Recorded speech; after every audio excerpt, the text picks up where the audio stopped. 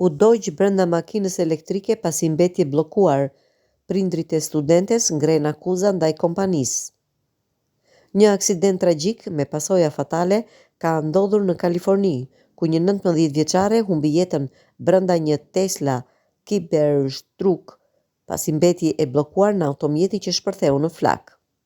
Krista Michelle Tsukahara, studente në vitin e dytë në Samanhak College, ndodhej në makinë së bashku me 3 të rinj të tjerë kur automjeti doli nga rruga dhe u përplas me një pemë me shpejtësi të lartë. Ngjarja ndodhi në nëntor të vitit të kaluar, por padia ndaj kompanisë Tesla është dorëzuar së fundmi. Sipas dokumenteve të gjykatës, vajza nuk ishte marrë plagë të rënda nga përplasja, por vdiq nga djegjet dhe thithja e tymit, pasi nuk mund të hapte derën për të dalë. Prindrit e saj kanë paditur prodhuesin e makinës Tesla, duke e akuzuar për dizajn të rrezikshëm të dyerve, të cilat bllokohen kur ndërpritet energjia elektrike.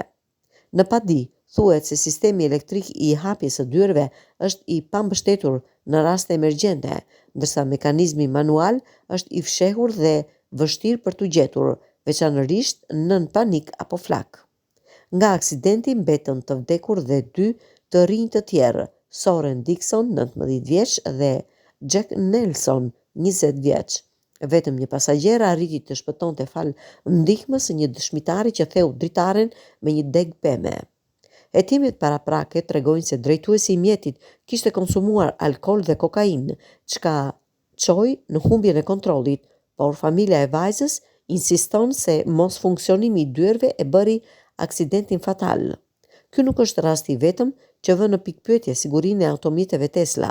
Kohët e fundit në Gjermani, 3 persona humbën jetën në një incident të ngjashëm, ndërsa një gjykat në Florida urdhëroi kompaninë të paguajë $178 milion dëmshpërblim për një tjetër rast vdekje të shkaktuar nga një Tesla. Kompania nuk ka reaguar ende lidhur me këtë padi.